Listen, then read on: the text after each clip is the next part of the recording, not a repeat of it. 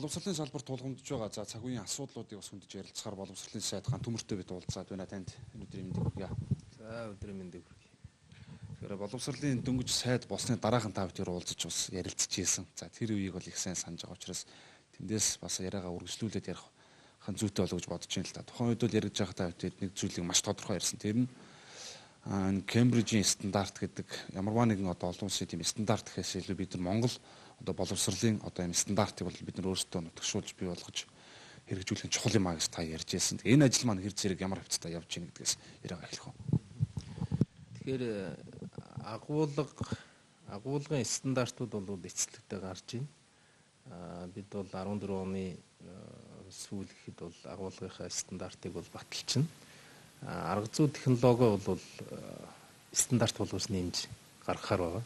Тэгвэл бол яг мэдээлэл дамжуулдаг хуучин систем хэвээрээ үлдэх болцоотой шүү дээ. Тийм учраас бол ер нь арга зүй бол өөрөө хүүхэд бүрийн хөгжлийн төлөө байна. Арга зүй бол хүүхэд дээрээ төвлөрнө, хүүхдэд нээхэд зориулагдана гэсэн ийм бодлогоор арга зүйгөө бол бид нар боловсруулж байна. Тэгэхээр энийгээ ч гэсэн бид стандарт болгоод энэ ондоо багтаагаад баталчих ийм боломж бол байна. Энийг бол зөвхөн цаасан дээр хийх биш. 40 лаборатори сургууль дээр бид бол туршаа явж байгаагаар их онцлогтой. Агуулга дээр бол бид ялангуяа байгалийн ухааны агуулга бол бид нар Кембрижийн зөвлөх багаас бол дэмжлэг аваад үндсэндээ хөгжсөн орнуудын байгалийн ухааны агуулгын төвшөнд бол хүрч чадсан. Энэ нь бол их бидний хувьд бол их ажил явахад бол асар хэрэгтэй болсон гэдгийг хэлэх хэрэгтэй. Тэгээд яг үндэсний онцлогийг тусгасан. Тэгээд бага ангидаа бол Монгол хүүхдийг Монгол хүнийг Монгол гэдэг хүнийг Монгол хүн гэдгийг бүтээх чиглэлээр бол бага ангийн хөтөлбөр агуулга бол гарч ирж байгаа. Тэгээд 14 оны хичээлийн жилээс 14 оны намраас гэсэн үг шүү дээ. Эхлээд энэ бага ангийн шинжилсэн хөтөлбөр бол ажил хэрэг болно. Дунд ахлахангийн шинжилсэн хөтөлбөрийг бол бид нар 15-аас 16 оны хичээлийн жилд бол бүрэн хэмжээгээр эхлүүлэх ийм зорилготойгоор ажиллаж байгаа. Тэгээ тийм учраас бол яг Монгол эрдэмтдийн, Монгол судлаачдын, Монгол боловсролын судлаачдын хийсэн тэр Монголын өөрийн зорилгод нийцсэн тийм ээ. Монгол улс бол өөрийнх нь ирээдүйн зорилго бол үнэхээр энэ цөөхөн хүн амтай хоёр том хөрштэй. Тэгээд ийм газар нутгийн байршилтай орны хувьд бол өндөр боловсролыг бол зайлшгүй иргэн бүрээсээ шаардж байгаа ийм улс байна. Тэгэхээр энэ улсынхаа зорилгыг харсан боловсролын стандарт бодлого бол гарч байгаа. Энэ стандартын гол онцлог шин чанарууд нь юу байх вэ? Тухайлбал ганц нэг жишээнээс нь дурдах юм бол хүрх төвшнөө бол агуулгыг ийм хэмжээтэй эзэмшихээс гадна чадварын асуудлууд орж ирж байгаа. Унших чадвар 5 дугаар анги төгсгөд ямар төвшөнд хүрэх юм? Бичих чадвар нь ямар төвшөнд хүрэх юм? Өөрийгөө илэрхийлэх чадвар ямар төвшөнд хүрэх вэ?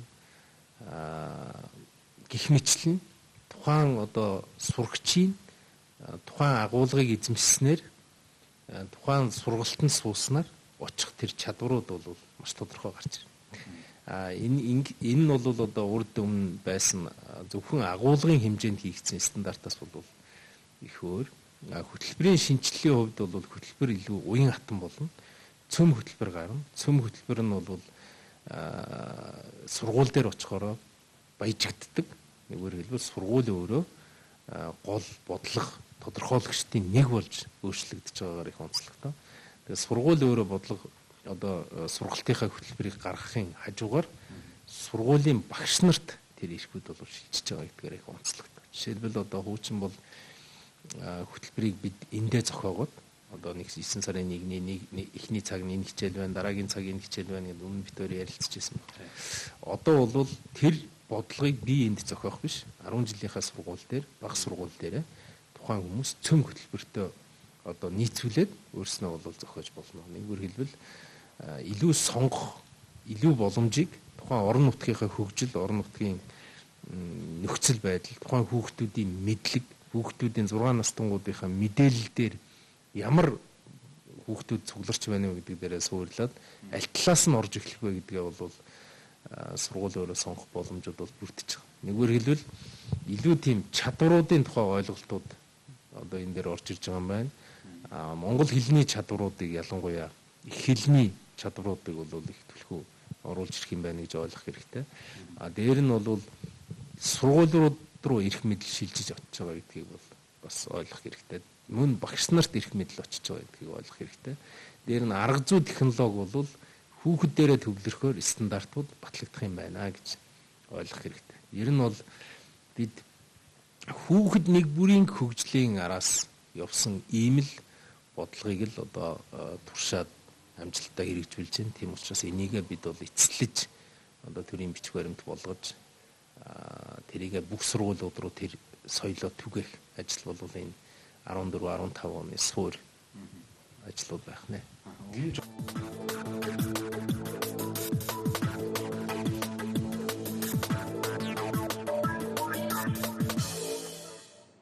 Монголчууд бид нар альва зүйлийг одоо шинээр бүтээх гэхээс илүү яг дэлхийд дээр олон улсын практик төр олон жил хэрэглэгдээд явцсан тэр системийг аваад шууд ингээд хэрэглэх юм бол өөрийн онцлогтой бас тохируулж засварлаад ингээд хэрэглэх юм бол бас илүү үр дүнтэй байна. Яагаад гэвэл одоо дугуйг дахиж заавалж дугуй зүгээс бол нэлээд асуулт танд өмнө гэсэндээ бол тавигдчихсэн багт. Олон улсын төр загвар дээр туршигдсан байгаа стандартуудыг шууд аваад хэрэгжүүлээд ингээд явсан бол одоо ингэж хугацаа алдах шаардлагагүй бас байсан биш үү гэсэн ийм асуулт эндээс тавигдах гэдэг юм л да юу гэж бодож байна та. Боловсрал бол дугуй биш. Тэгээ бид бол зүрлэлээ бас хэцүү болох хэрэгтэй л дээ. Зүгээр хүнийг дуурайх бол амархан. Дуурайх бол өөрөө асар том алдаа дагуулна. Яг тэгвэл тэрийг эхлээс судлах хэрэгтэй, нутагшуулах хэрэгтэй. Тэгээд тэр нь дэлхийн өнөөдөр шилдэг нь мөн үү биш үү гэдгийг харах хэрэгтэй. Тэгээд бид бол цөөхөлөө учраас шилдэг рүү л явах хэрэгтэй. Дэлхийн шилдэг болох хэрэгтэй. Түүнээс биш дэлхийн зүгээр хүмүүсийг дуурайгаад нэг дэлхийн нэг иймэрхүү байгаа юм да. Бид бол яг хөө энэний араас ингэ явж явах болно доо. Ийм байдлаар хандах юм бол хайрын мөнгө шүү дээ. Энэ улс орн чинь зорилгоо би түрүүн хэлсэн. Энэ хоёр хөршийн дунд энэ цөөхөн хүн яаж аз жаргалтай амьдрах юм бэ гэхэд бол гарцаагүй л хүн болгоно. Ямар нэгэн зүйлийг чаддаг байх нь бол гарцаагүй шаардлага болж тавьчих байгаа байхгүй. Тэгэхгүй цөөхөн хэдэн манлайлагчтай үлдсэн нь одоо араас нь дагаад явна гэх юм бол өнөөдрийн байгаа амьдрал цаашаа үргэлжлэнэ л гэсэн үг байхгүй. Тийм учраас бол бид арай илүү өндөр түвшинд очиё.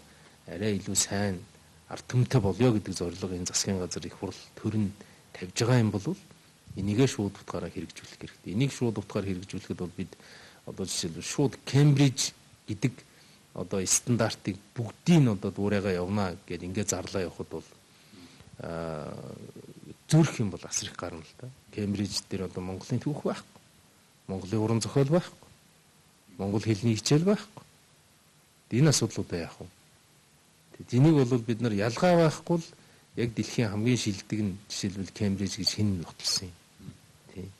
Тийм байхгүй шүү дээ. Одоо Америкт явахын тулд бол Америкт явах гэж байгаа оюутнууд Америкт их сургуульд орохын тулд бол SAT-гийн шалгалт өгж байгаа шүү дээ. Тэгээд тэр шалгалтынх нь зарчим бол бас л өөр байгаа байхгүй. Чадвар шалгаж байгаа. Нөгөөх нь бол одоо маш олон хичээлийн шалгалт өгдөг байхад жишээлбэл Кембриж 7-8 хичээлийн шалгалт өгдөг байхад л SAT бол төвлөрсөн 2 хичээл дээр л авчиж байгаа. Нэгүр хэлбэл хүүхдийг тэр мэрэгжлийнхаа чиг баримжаагаар гүнзгийрэх боломжийг нь төвлөрөх боломжийг нь олгож байгаагаар их онцлог байна шүү дээ. Гэх мэтлэн бид бол дэлхийд яг хамгийн шилдэг гэж байгаа тэр эрх зүйн орчныг л оруулж ирэх хэрэгтэй. Ялгаагүй Кембриж бол багшийнхаа араас мөрддөг систем байхгүй. Гэтэл дэлхийн хамгийн шилдэг систем одоо багшид итгэл үзүүлэх систем л ажиллаж байгаа байхгүй.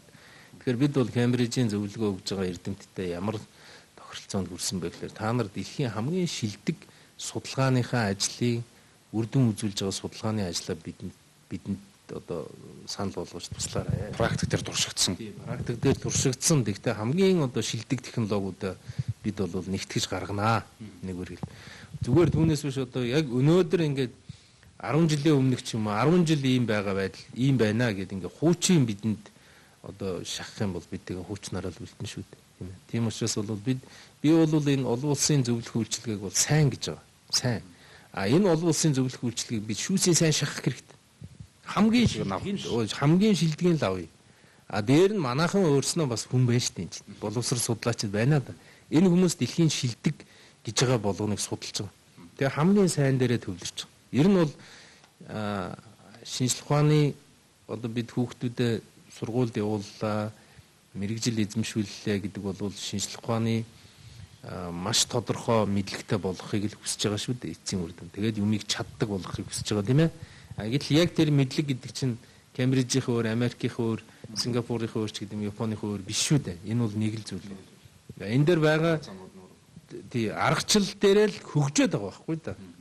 Жишээлбэл 70 оны үед Японы өөр байгаад, Америкны өөр байгаад, Британиг өөр байсан бол 80 онд дахиад өөрчлөгдсөн, 90 онд өөрчлөгдсөн, 2000 онд тий энэ хооронд бол ерөөсөө өөрөө энэ боловсролч амьд организм байхгүй. Би жишээлбэл Японы хамгийн тэргүүлэгч эрдэмтнийг 2 үлээ 3 сарын өмнө урьсан. Ураад лекц уншаад би хэлсэн хүсэл тавилаа.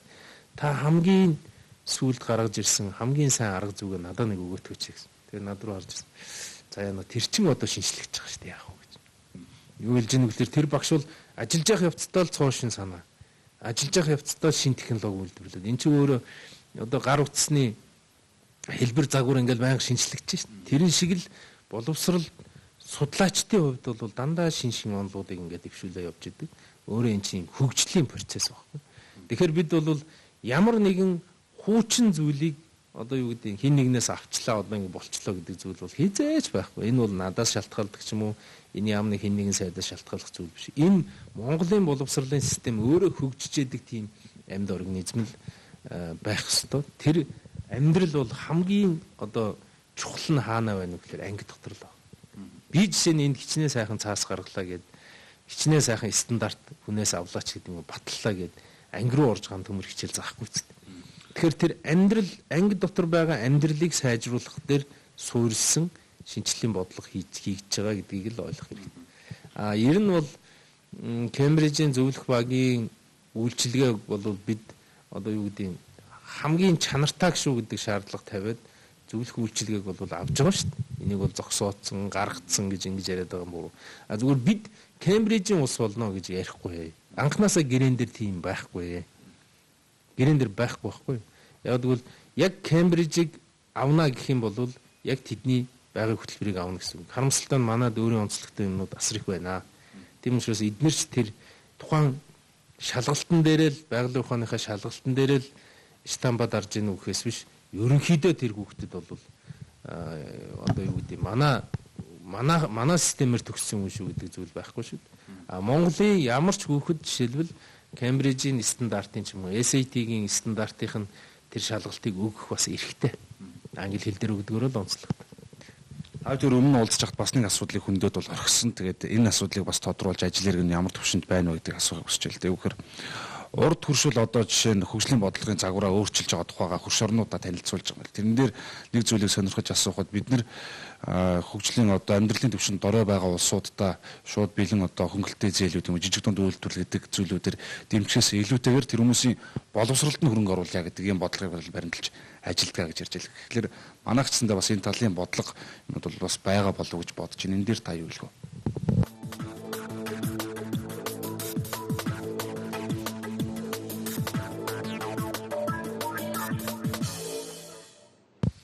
Ер нь бид бол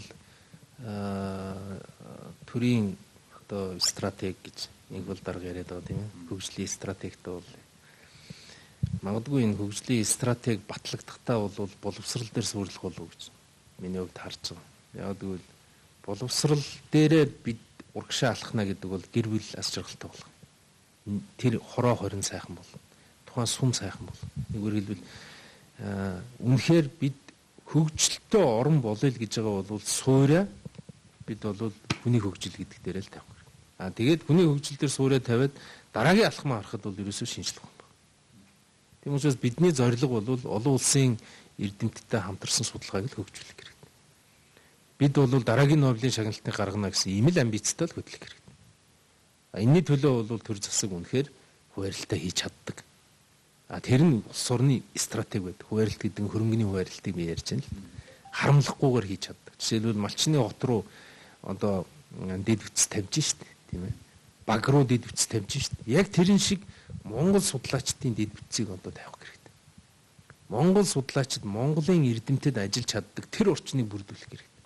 Тэгэхээр миний хувьд бол энэ онд 14 онд 2-оос 3 нь үнэхээр дэлхийн жишгт хүрсэн лаборатори байгуулах санаачлаг гаргаад их сургуулиудтайгаа хамтраад ажиллаж байна. Хэрвээ энэ лабораториудаа бид одоо ашиглалтанд оруулаад эхний үр дүнгууд гараад эхлэх юм бол үнэхээр Монгол эрдэмтэд ямар төвшөнд байгааг бол олон улсад харуулах бүрэн болцсон. Тэгэхээр бол бид зөвхөн улс орныхоо хувьд хөрш орнуудтайгаа ч юм уу эсвэл хөгжсөн орнуудтай хаана хамтрах вэ гэдэг дээр зөвхөн хамгийн чухал зүйл бол шинжлэх ухаан дээр татах ямар боломжууд байна уу гэдгийг л харж явах нь чухал болов уу гэж бодож байна. Сүүлийн үед нэг яригдахгүй байгаа асуудал гэвэл за боловсрол гэхээр яг ямар зүйлийг хэлэх юм бэ гэдгийг бас тодорхойлт нь өөрөөсөө нэмэл. Шинжлэх ухаан нөгөө талдаа бол бас оюун санааны талын буюу одоо тэр материалын бус тийм ээ одоо шашин гэдэг юм тэр өмнө нь ёс зүйн талын одоо боловсрол хүмүүжлэгч. Яг манай сургалтын боловсролын одоо энэ системд яг шинжлэх ухааны талыг авч үзэхээс гадна нөгөө талд нь тухайн хүний тэр нөгөө хүмүүжил соёл одоо юу гэдгийг ёс зүй талыг нь авч явж байгаа тийм хөтөлбөр програм хэр зэрэг хангалттай байна гэж та бодож байгаа. Яг одоо бол үнэхээр хангалттай байгаа. Ер нь гэхдээ бид бол нэг зүйлд итгэж байгаа сайн талын мэдээлэл тэгээд тэр итгэл хүүхдэд өгөх юм бол өөртөө итгэлтэй хүн гэдэг бол урагшаага алхаж чадна. Тийм учраас бол бид авиас хөтөлбөр, ном хөтөлбөр энэ хүүхэд бүрийн хөгжүүлэх тэр сургалтын технологийн шинжилэл дээрээс юу гордоод хараад байна вэ гэхээр хүүхдүүдэд нээгээд хүүхдүүдэд дэмждэг, урагшаа явуулдаг тэр боломжийг сургууль дотроо бий болгох гэж. Нэггээр хэлбэл сургууль хүүхдийн очих дуртай газар байх хэрэгтэй. Тэр нь хэдгээр ангиас үл хамаарна. Одоо бол бага ангидаа бол сургууль хүүхдүүд дуртай байна. Яг гэвэл найз нөхөргөө болохоор гэртээ байх дургу сургууль дээр дуртай байна шүү дээ. Дунд ангид ороод ирэхээр сургуулиасаа жоохон цааргалж эхэлж байна. Яг гэвэл найзууд гэр орныхаа ажилд бий болж ахлах ангид бол ихэнх нь дургу байна. Бодиттой судалгаа юм. Тийм учраас одоо бид юу хийх ёстой вэ гэхээр сургууль нь үнэхээр сургууль нь хүүхдэд татч чаддаг газар болох хэрэгтэй. Ингэхэд бол бид хүүхдийнхээ нөгөө хүмүүжил одоо хүүхдийнхээ хөгжилд бол анхаарал явуучих. Нэг талаас. Нөгөө талаас арга зүй нийгмийн ухаан дээр ямар арга зүй яваад байна вэ гэхээр хүүхдээр өөрөөр нь шийдвэр гаргуулдаг тийм сургалтын технологи нэвтрүүлээд байна. Нөгөө хэлбэл дэлхийн 2 дугаар дайны гол буруутан хинбэ гэхэлэр Гитлер гэж автоматар хэлдэг биш. Муссолини байж болно гэд. Сталин байж болно гэд. Черчилл байж болно гэд. Ингээ хүүхэд өөрөө тэн дээр аргументаа хэлдэг тийм ээ. Өөрөө батлах гэж оролддог. Нэг үгээр Монгол хүн өөрийнхөө сэтгэж, өөрийнхөө өнгө төрхөөр амьдрдаг, өөрийнхөө шийдвэрээр амьдрдаг. Ийм л ард түмэн болж хөгжих нь бол бидний хувьд бол ёс зүйн талаас бол хамгийн түрүүний ажил бол энэ гэж харж байгаа. За нөгөө талдаа бол мэдээж хүмүүжил, хүнтэй хүндэтгэлтэй хандах ч гэдэг юм уу эсвэл яг ингээд зөв гэж харж байгаа тэр болгоныг бий болгодог газар бол гэр шүү дээ. Гэртэл хүн бол хүүхэд бол аавыгаа ээжигээ харж л одоо хүн болдог шүү дээ. Тийм учраас бол одоо жишээлбэл еврейнаар яаж ийн вэ гэхээр 7 хоногт нэг удаа хүүхдтэйгээ унжиж байгаа байхгүй. 7 хоног болгоо гэр бүлээрээ ажил хийхгүй. Тэнд л хүүхдийн хөгжил явж байгаа. Хүүхдтэйгээ яг том хүнтэй харьцаж байгаа шиг харьцсан. Тэгэхээр 70 настай өвөөтэй хүүхдүүд ингээд 7 хоног болгоо нэг бүтэн өдөр хамт байна гэж боддоо. Тэгэхээр тэр хүний 70 жил амьдралдаа олсон туршлагыг л тэр хүүхэд 10 настайдаа 11 настайдаа өөр дээрээ цуглуулж байгаа байхгүй. Тэгээ сайхан ярилцдаг. Телевизэр үзэхгүй. Тэгэл хоорондоо хоол идэл ярилцаал хамгийн гол зүйл бол энэ хүүхдтэйгээ хамт байх шүү. Энэ бол үнэхээр одоо Монгол хүнд хамгийн чухал зүйл бол энэ. Мэдээж бид бол сургуулийн орчинд боловсролын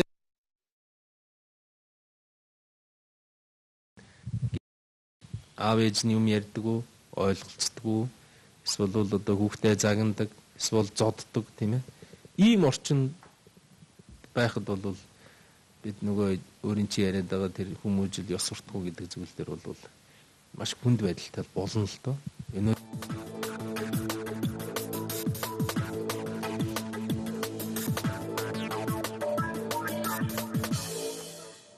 энэ та хоёр бол өмнө бас ярьж байхдаа ер нь бус улс орнуудын хөгжлийн загварыг боловсролын салбарт хөрөнгө оруулалтыг хөгжижсэн загваруудын тухай ярьжсэн. Жишээ нь Сингапурыг гэдэг. Сингапур бол маш богино хугацаанд өндөр хөгжилтэй болж чадсан нь хүмүүсээ бол гадны хамгийн том хамгийн үнэтэй сургуулиудад мэрэгчлэтнүүдийн олноор нь бэлтгээд тэр улсууд нь бол бас валютыг одоо Сингапур руу урсгалыг бий болгосон гэж. Айвал манайд бол энэ бодлого бол байдаг. Хэрэгжихтэй нөө зөвхөн 10 өрийн хаалга байдаг янз бүрийн ингээр нь яваад яг нөгөө чадaltaй хүмүүсд нь явдаггүй гэдэг нэг юм шүүмжил байдаг. Одоо энэ шүүмжил ер нь ямар хуу төвшөнд очихоор болж өөрчлөгдсөн бэ? Өөрчлөлт хэр явагдаж байна? Ер нь эхлээд нэг зүйлийг тэмдэглэж хэлэхэд бол боловсрлоо шүтгэхгүйгээр хөгжсөн орн бол дэлхий дээр байхгүй. Нэг бол бид нар хатуу ойлгох хэрэгтэй. Боловсрал дээрээ амжилт гаргаж иж тэр хүн болгон хөгжил дээрээ амжилт гаргаж иж дараагийн хөгжлийн тухай ойлголт бий болж байна. Нэг талаас, хоёрт нөгөө талаар бол шинжлэх ухааныг удирдахгүйгээр дэлхийд өөрийн орон зайг бий болгож байгаа улс алга. Тийм учраас бид хоёр зүйл дээр л гол анхаарлаа хандуулах хэрэгтэй. Шинжлэх ухааны нээлт хийх чадварыг Монгол улс энэ одоо цаг үед хийж чадах уу? Нөгөө тал нь бол боловсролд үнэхээр ач холбогдол өгч чадах уу? Ийм л хоёр сорилттой бид тулгарч байгаа. Тэгээд хоёулангийн л давхын төлөө байгаа. Ингэсний дараа бол хөгжлийн тухай бодож эхэлж болно. Ярьж эхэлж болно. Тэ. Бус нь бол ер нь л тийм дагвар магна хэлбэртэй шүү дээ. Бусд бол бүх орны хөгжлийг харахад бол ерөөсөө л бусд нь бол тухайн цаг үе зах зээл, эдийн засгийн тухайн дэлхийн хүн төрөлхтний тэр хэрэгцээ, хэрэглээ тэр юмтайгаа холбогдсон. Гол хөшүүрэг нь бол боловсрол шинжлэх ухаан гэдэг хоёр хөшүүрэг. Тэгээ энэ дээр бол мэдээж бид нар гадагшаага өнөөдөр хүнийг сургаж чадж байгаа хэсгэр бол бүх чадах чинээгээр залуучуудаа явуулахыг зорж байгаа. Энэ дээр дарга нарын хүүхдүүд арын хаалгаар явдаг гэдэг ойлголт бол яг өнөөдөр манай энэ байгаа орчинд бол байхгүй. Дарга нарын хүүхдүүд орж ирж байна. Арын хаалга биш байна. Үнэхээр сургуулаа аваад орж ирээд явж байгаа хүнийг даргын хүүхдээ чи гэж ад үзэж болохгүй шүү дээ. Тэгвэл эн чинь 1900 одоо 30 оны үед чи хөрөнгөтний хүүхд учраас чамайг гадагшаа сургуульд явуулахгүй, чамайг ажил хийлгэхгүй, ерөөсөө харц ардын хүүхдийг явуулна гэдэгтэй адилхан боллоо шүү дээ. Тэгэхээр тэр даргын ажил хийж байгаа хүний хүүхд төрж болж төрсөн хүний буруу гэж юу байна. Тийм учраас бол энэ шалгуур зарчим бол яг адилхан байна гэдэг ийм л шалгуураар явж байгаа. Хэрэгжиж чадж гэнэ үү гэдэг дээр л чадж байгаа. Та нар одоо явж байгаа хүмүүсийнхаа хэний ямар хүүхдээ авч үгээд харахад бол мэдээж дарга нарын хүүхд 1 2 байна. Тэгтээ ихэнх нь энгийн л иргэдийн. Тэгээс 90 саналаа гаргаад зүтгэж байгаа болгонд явж байгаа шүү дээ. Хүмүүс яг ингээ хасагдаад байхгүй болж байгаа хүүхд бол залуучууд бол их цөөхөн шүү дээ. Одоо бол бүх юм нээлттэй байна. Бид одоо жишээлбэл магистрийн хөтөлбөр, бакалаврынхаа хөтөлбөр дээр олон улсын шилдэг зүүн сургууль дээр ажигсан зарлалаа тавьсан. Цогон шалгуултад тавьсан. Тэгээ ороод ирэхдээ баг тэр болцлол хангацсан байвал энэ шалгуултын дараа бол бүгдээрээ л хөтөлбөрт хамрагдах боломжтой.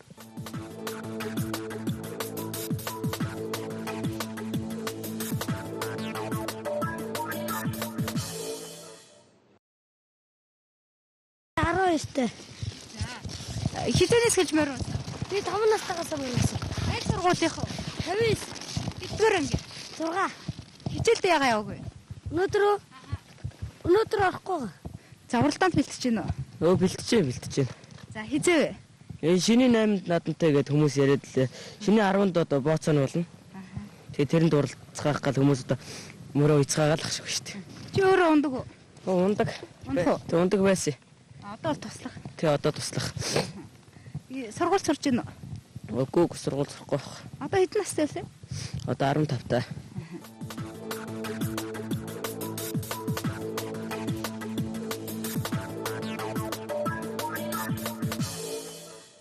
Одоо энэ сүүлийн үед сургууль завсарч байгаа нэг хэсэг хүүхдүүд байна. Энэ бол яг юун дээр харагдаж байна гэхэлэр морь унач хүүхдүүд гэж.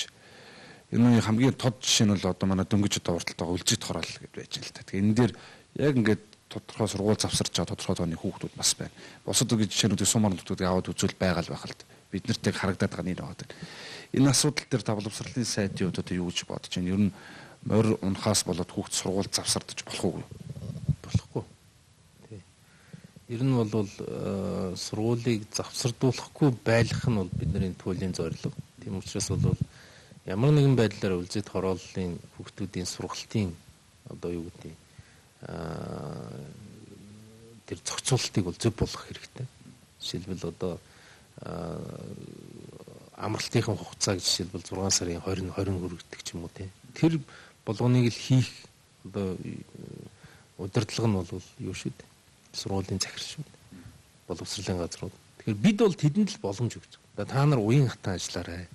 Тухайн орчиндөө ямар хүүхдүүд өөрт нь байна уу гэдгээс хамаарат амралтынхаа цагийг зохицуулж болно тийм. Ажиллах цагаа зохицуулж болно. Зүгээр хүчээр тухайн хүүхдийг очиж чи сургуулаа тассан учраас хөөнө гэл ингээл хөөгөөд байвал бүгдээрээ л гараа явчихна.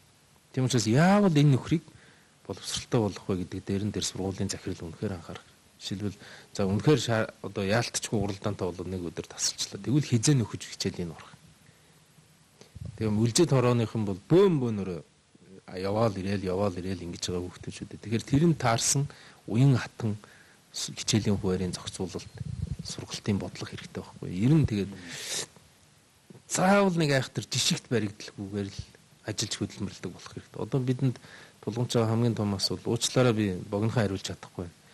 Хамгийн том асуудал бол хөдөөний энэ малчтын 6 настай хүүхдийг ер нь яах юм бэ? Тэгээ одоо бид бол энэ хүүхдүүдийг 7 настайдаа 2 дугаар ангид шууд орох ямар боломжууд байна? Ямар хөтөлбөрт хамрагдвал орч болохоор байна. 103 сарын хугацаанд жишээлбэл тэр гэр сургууль маягийн зөвлө ажилуулад 6 настай хүүхдүүдэд 7 настай бол нөгөө 2 дугаар ангийнхан болцлыг хүргэх эсвэл зайны сургалт хэлбэрээр эсвэл гэрийн багш хэлбэрээр зохион байгуулах ямар боломж байна уу гэж судалж штеп. Тэгээд бидэнд бол амьдрал баян асуудлууд бол яг үлзэд хороо шиг малчны хүүхч ингээл гарч ирэл. Тэгэл тухайн асуудлуудын хамгийн зөв шийдлийг олоо шийдээд явахаас аргагүй. За их баярлалаа. Тэгээ цаг үеийн асуудлаар цаг зав гаргаж ярилцсанд таны ажилд бас амжилт хүсэж байна. Эрхэм үзэгчдээ бид боловсролын сайд ганц төмөртэй уулзч ярилцлаа. Ингээд анхаарал хандуулсан ахад баярлалаа.